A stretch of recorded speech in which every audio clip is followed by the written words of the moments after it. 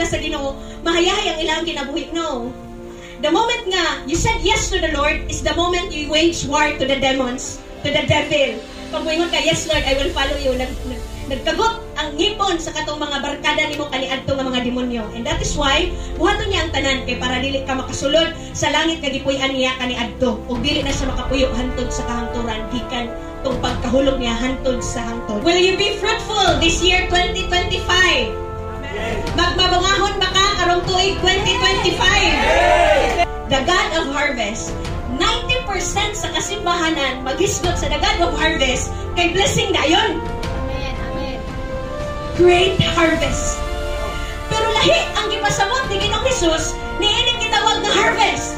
Pagampo kamo sa amahan nga magdala siya o daghan pang mga ngani kay hinog na ang anihonon. Naambot pasabot ni Hesus ang mga kalan nga naisalaan. Andaw na, ikaw na lang ko lang ang maadto.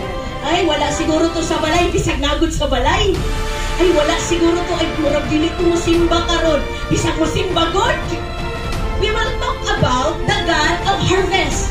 Ang Diyos kay mong gialagaran, Diyos siya, nahilig siya mag-harvest. Pero unsa kay bation, sa usa ka magtanong, nga makita niya mamungingi ang iyang tanong o mga bunga. Ang tumong sa imong pagtanong, kay mamunga man. Naabay nagtanong nga pagkahuman niya ako rin para mamatay. Wala, uy. Ang tumong sa imong pagtanong, aron mamunga.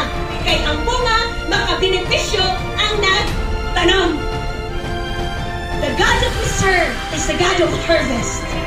O ang harvest nga iyang gipaabot kay ang katong yahang pagpalansang sa krus sa Kalbaryo. Ang gihandom-handom ni Satanas, mapikatan niya si Jesus kay para ang katong sakripisyo ni Jesus masayang. Tanawa. Luoyan ni mo'y gibunal-bunalan ka sa ako ara di mo kuyog.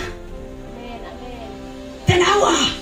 Luoyan ni mo'y giigong pagin ni mong tinuod na ako kaya kurang gibakakan sa ako ara gyamon mo to.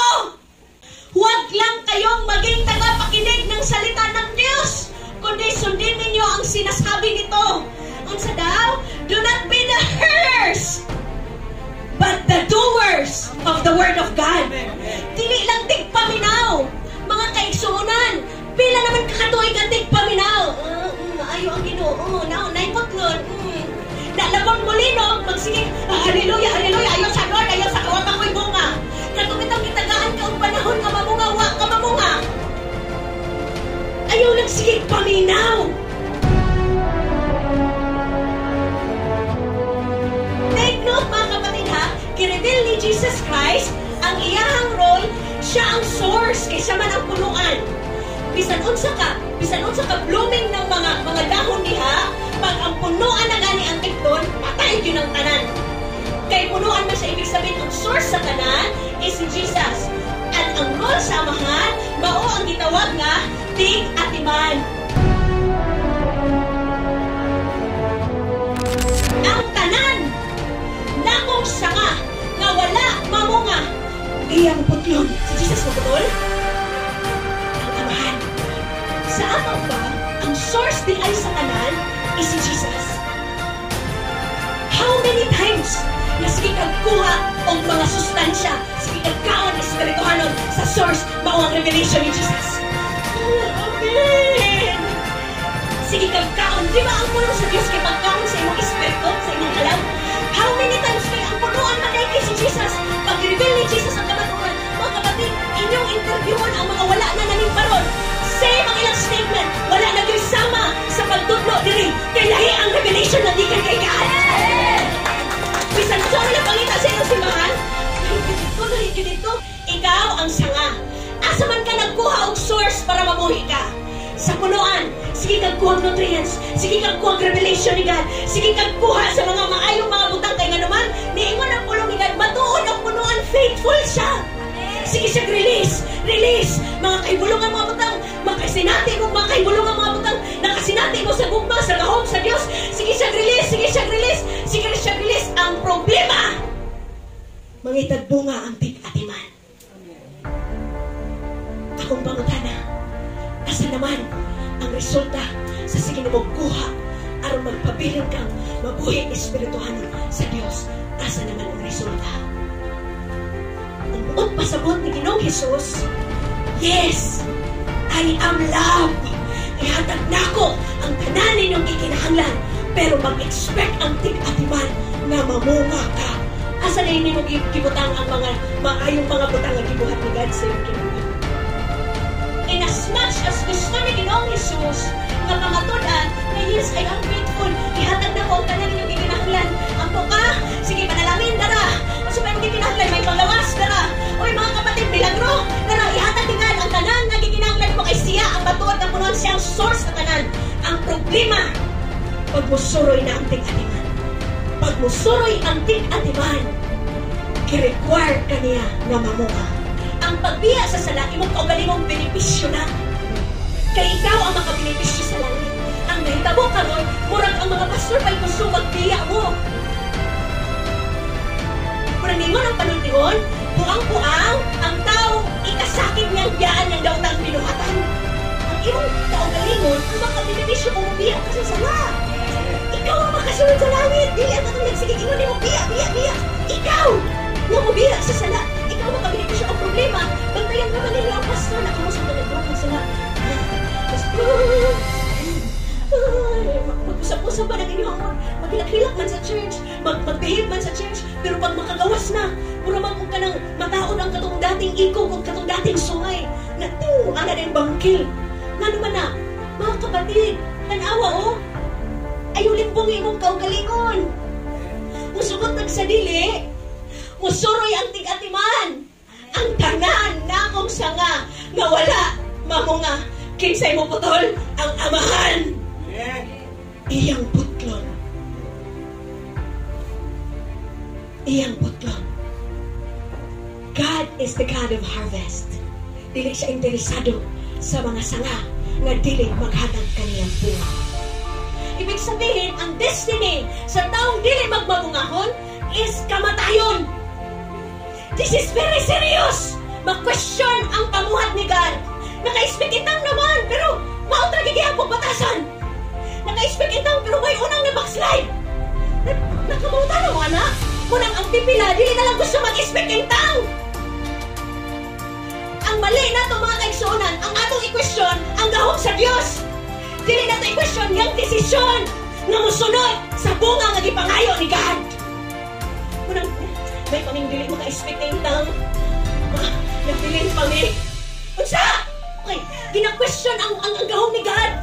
Walay problema ang gahong ni God. Kaya nga naman, si Jesus kay matuon. Faithful. Sa kanang mga tayo nga gipangayo ni mo, ihatag niya ang problema. Pag siya na'y mangayo ni mo, di mo kayang ihatag sa Diyos. And now, si Jesus din ang pasaniglan. Mga kapatid, ang amahan, mao ang tig-atiman.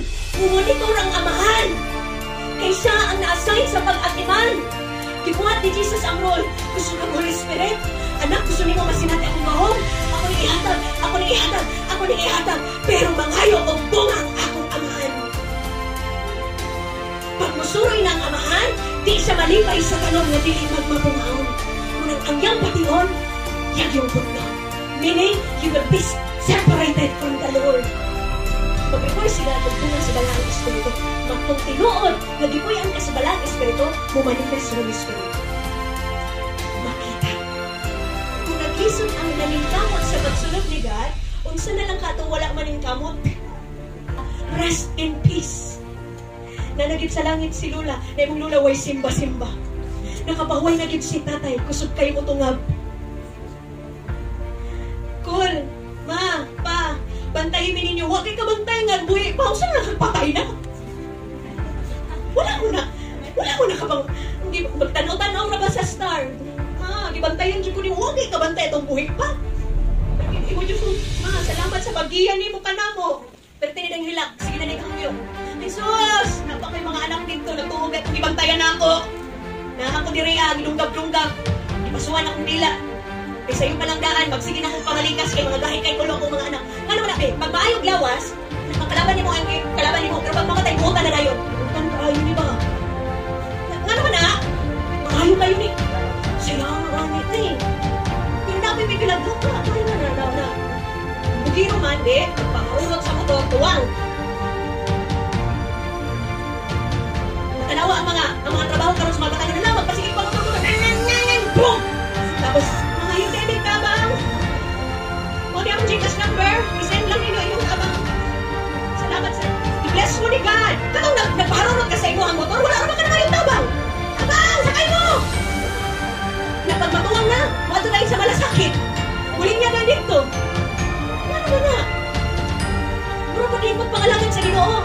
Pamayo pa yung kahintang, kainumdum ni God. Pero pag pabuthan na ka, kung mga pagsulay, makainumdum na ka sa Diyos. Abriday mo imo, pag ipagpagday mo ang abog sa imong Biblia, imo nang abrihan. Lord, ingon ka sa imong saad. Imo ming pagapanalanginan. Dali kayo magpabilin sa Ginoo, kung siyang mga pulong. Kusog kayo mga yung bisan unsa. Pagpabilin usa sa Ginoo kapatid, sukat karon tuig 2025, we will become the doer of His word. Pag muingon si God, biyahe ang sala, biyahe nagsugod. Sugdi na sa pagbiya, ikaw lagi ang makabenepisyo. Ikaw lagi ang panalanginan sa Ginoo. Ikaw lagi ang isip ni God. Ikaw, nga may desisyon ni Ana. Pero pag nakita ni mo kaubanan sa simbahan, diligi ako lubiya sa mga baot ng mga batasan, ilapod ng pagpili. Kaya kung mapilion ang ilang gipili, pagkabuang-buang ni mo gayon. Pag-ala ni mo, ay, huwag sila na ako. Hindi na ako buang-buang. Buang-buang! Ingon ni Apostol Pablo. Nga naman makaingon man si Apostol Pablo nga mga buang-buang. Kaya maayo kinunta ang gi-offer sa Diyos. Di pa gipilion. Ang gusto ni God, unahon siya. Ikadungag rin yung tanan mo panginahanglan. Ang gusto ni mo, magkayod ka. Ikaw na po'y bahala sa tanan mo panginahanglan. Unahon na niyang gingon. Unaha siya. Buhat yung puluhan doon. Panahon na nga magsangyaw ka sa pulong sa Ginoo. Nakapansin mo mga kapatid, pagpangkalimutan ng daling buhaton. Pero pagpangginoo, ang pulang lisod. Nakapansin mo. Pero katong pagpangkalimutan, dagan ka, maligo pa ka, magkakar pa ka, yamagpan pa ka, malakaw pa ka, mamiliti pa ka. Pero kanin pag Ginoo, ikaw na kinutagpit, piloan ang imong kahon. Lisod buhaton. Amen. Biya na mga kapatid. It's about time na biya na na. Sa dati natong mga bimatan. Subuon taong sa dili, kabalo ka sa mga responsibilidad. Kaya musuroy ang alahan o pagpili ka magkabungahon sa Espiritu Santo o bunga sa kanal o doon ka ngayon sa Diyos. Simple as that. And you will be permanently separated, eternally separated from the Lord. Huwag ka na nga mga tayo makapit sa Lord. Ginoo, nag-aay kong sense, pero naman sa God, wala ko magkulang sa pagpahinang mo niya. Pagpropesiya, hapit na akong mabalik. Kung sa'yo kibuhat na. Pag mag-lockdown na, mag-chat-chat na lang na pag wala kami na-register ang aming cellphone, hindi namin hindi makontak. Pag mulinog-linog kaya, Pastor, na pa mo? Pastor! Pastor! Pastor! Na pa mo? Hindi na ba may pangitaon? Kung na pa ba may, kaya makulbaan mga rapture na, pero mag-ready ka? Kami ang mangita ninyo. Kaya ready ka? Mag-exoray, mag-handam ka. Pag mo na kalinog-linog na, Maranatha, come, Lord Jesus, come. Pero pabili ka na rin, Jesus Maria Jose, mali ang imong tawgon. Mabalik ka sa imuhang pagkakatuloy ko sa una, makapanganchi ka. Kaya di magkaredy o kabalo ka niya. So God wants you to choose. Magpabungahon ka karoon na tuwing or putlon ka sa amahan.